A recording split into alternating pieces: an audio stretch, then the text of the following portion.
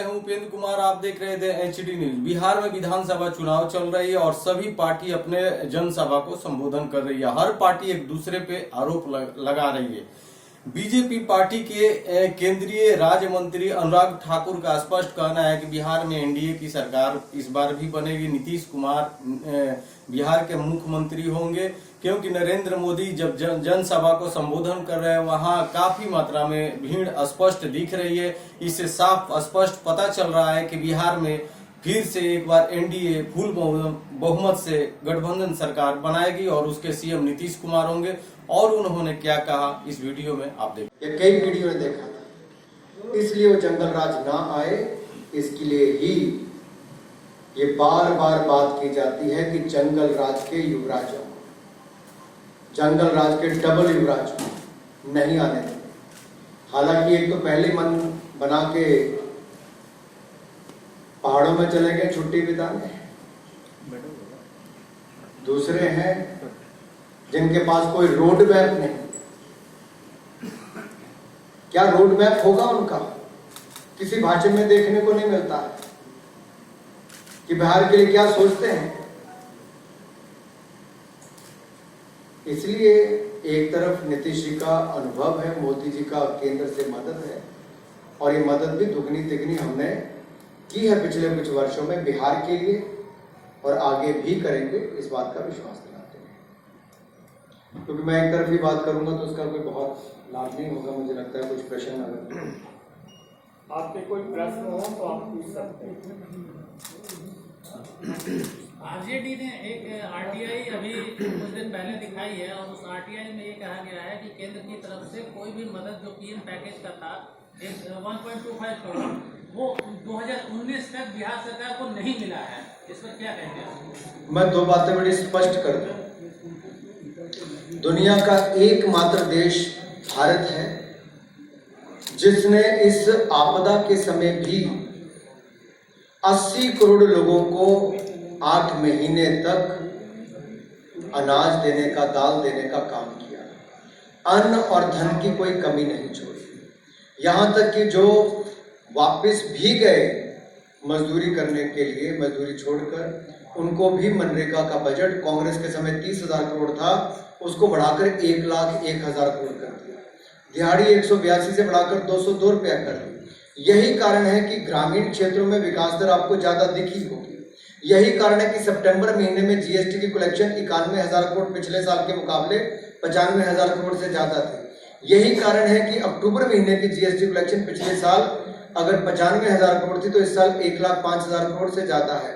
एक तो ये बदलाव है कि हमने ग्रामीण क्षेत्रों में मदद की।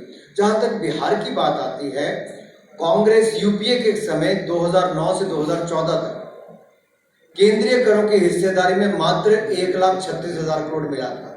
मोदी जी ने 14 से 19 तक 2,86,000 करोड़ से ज्यादा दिए, और इस साल एक ही वर्ष में 78,782 करोड़ रुपया दिया, एक ही वर्ष में। यानी कि 5 वर्षों में 4.5 लाख करोड़ से ज्यादा अब मिलेगा। दूसरा आ गया ग्रांट इन एड, जो केंद्र सरकार की ओर से कांग्रेस ने 5 साल में 9 से 14 तक 50,000 करोड़ दिया, हमने इसी साल 51,000 करोड़ से ज्यादा दिया है।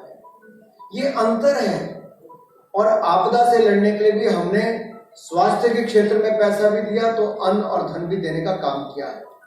इसके अलावा IIM हो, 2 एम्स की बात हो, 2 सेंट्रल यूनिवर्सिटी की बात हो, 17 मेडिकल कॉलेज की बात हो, 4 BSc नर्सिंग कॉलेज की बात हो, ये सारे किसने खोले?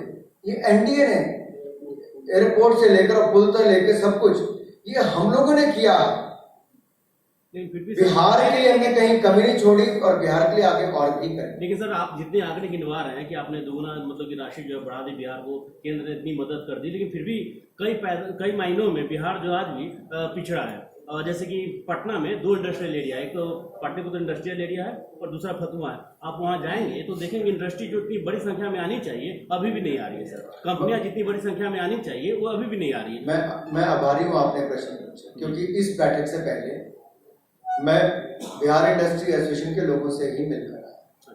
कोई राजनीतिक कार्यक्रम नहीं था। केंद्रीय वित्त राज्य मंत्री के नाते उन्होंने मुझे बुलाया, मैं जाकर मिला, उनके खट्टे मीठे सब अनुभव भी सुने, क्या सुधार चाहते हैं हमने वो भी सुना, और उन्होंने स्वयं भी माना कि जहां मात्र 22% बिजली थी,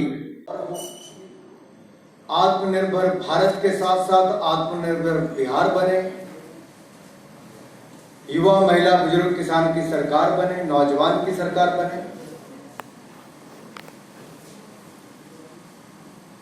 और नक्सलवाद का सुपड़ा साफ हो, भ्रष्टाचार का सुपड़ा साफ हो। नक्सलवाद और भ्रष्टाचार की बात मैं इसलिए भी कर रहा हूं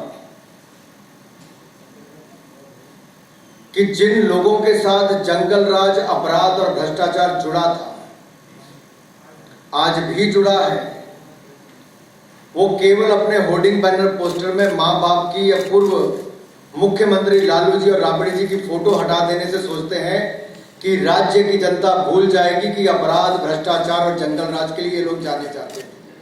उनको लगता है कि हम इनके चित्र हटा देंगे तो लोगों की यादाश्त से निकल जाएगा, लेकिन ऐसा नहीं है। तेजस्वी जी जितना मर्जी आईना साफ करते रहे, ये चेहरे पर दाग है, ये कालक जाएगी नहीं। लोग आज भी उस समय को इंतजार करते हैं जब इनके जंगल राज में उद्योग लगना तो क्या, उद्योग उजड़ने पर मजबूर किए जाते थे, पलायन होता था। इसलिए आज भी मैंने कई जगह पर पहले भी कहा कि एक और अपराध निर्भर बिहार, अपराध निर्भर बिहार ये लोग देने की बात करते हैं, हम आत्मनिर्भर बिहार एनडीए देने की बात करता है। इनके साथ विनाश की बात आती है, हमारे साथ विकास की बात आती है। और ये मैं इसलिए कह रहा हूं कि इनका इतिहास कहता है कि रक्त रंजित राजनीति करने वाले, नक्सलवाद को बढ़ावा देने वाले, टुकड़े टुकड़े गैंग को अपने साथ मिलाने वाले, माले को गले लगाने वाले, ये डबल युवराज, ठीक कहा प्रधानमंत्री जी ने, डबल युवराज जंगल राज के। एक सबूत मांगने वाली गैंग है, दूसरी टुकड़े टुकड़े गैंग के साथ समझौता करने वाले। पाकिस्तान के लोगों ने जो पुलवामा में अटैक किया, उस पर सबूत मांगे जाते थे। ये सबूत मांगने वाली गैंग है, उनका चेहरा भी बेनकाब हुआ है, पाकिस्तान का भी और पाकिस्तान समर्थक कांग्रेस और राजद का भी हुआ है।